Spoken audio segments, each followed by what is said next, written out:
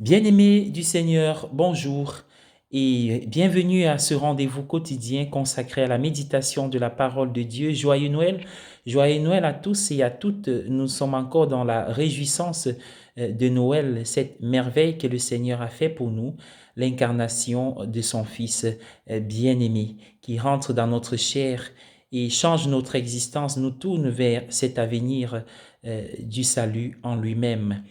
Nous célébrons aujourd'hui Saint Étienne, le premier martyr après la Nativité. Matthieu au chapitre 10, versets 17 à 22 est l'extrait, la péricope évangélique de ce jour. Installez-vous bien, nous sommes encore heureux, nous sommes joyeux de pouvoir nous retrouver ainsi en ce 26 décembre 2020. Il m'a toujours semblé un peu étrange qu'un jour, seulement après avoir célébré la naissance de Jésus, nous célébrions la mort du premier martyr, Étienne. Il y a un contraste saisissant entre la paix et la joie de Bethléem et la tragédie de la mort d'Étienne. L'ancien pape Benoît XVI, dans un message de l'Angélus en la fête de Saint-Étienne, a dit que l'opposition entre les deux fêtes de Noël et de Saint-Étienne est surmontée si nous réfléchissons à la signification profonde de Noël. L'enfant Jésus dans la crèche est devenu le fils de l'homme adulte, le bon berger, qui donnerait sa vie pour que toute l'humanité puisse avoir la vie et l'avoir en abondance.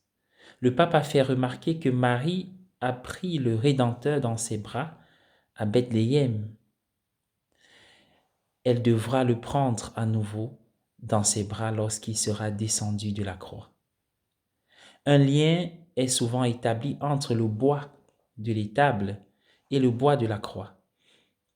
Il y a un tableau de la naissance de Jésus par un artiste allemand, un prêtre, qui est mort ces dernières années.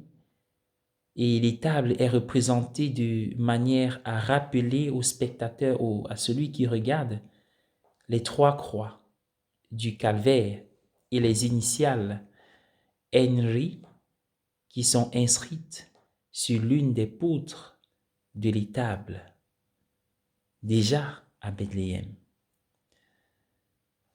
Étienne a été le premier à donner sa vie pour le Christ, comme le Christ a donné sa vie pour nous tous. D'après notre première lecture d'aujourd'hui, il est mort comme Jésus, priant pour ses ennemis, ses bourreaux, et leur pardonnant, se confiant au Seigneur ressuscité, comme Jésus s'est confié entre les mains du Père.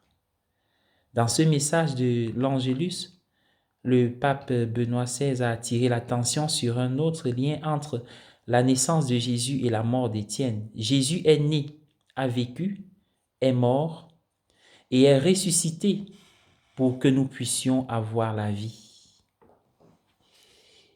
en plénitude, et ainsi nous débarrasser de la peur de la mort. En raison de la naissance de Jésus, le moment de la mort pour les croyants est un moment de la nouvelle naissance.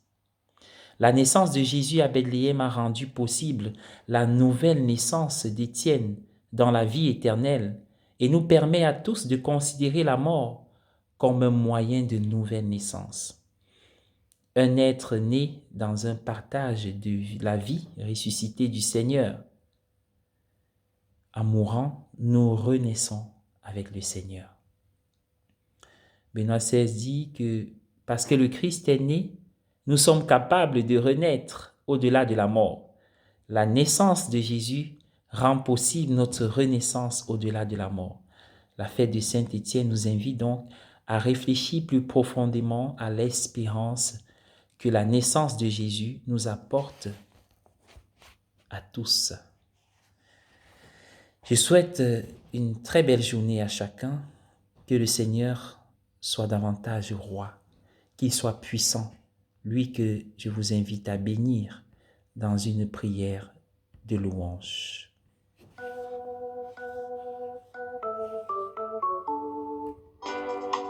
Oh, puissance et gloire à toi, honneur et force à toi, la majesté, ô Dieu, à jamais. Toi l'agneau immolé, tu t'es livré pour nous, Tu as versé ton sang, pour nous sauver. À toi, puissance et gloire, à toi, honneur et force, à toi, la majesté, ô Dieu, à jamais. Et Dieu t'a exalté, il t'a donné le nom, au-dessus de tout nom, Jésus vainqueur. À toi, à vous, puissance et gloire, à toi, honneur.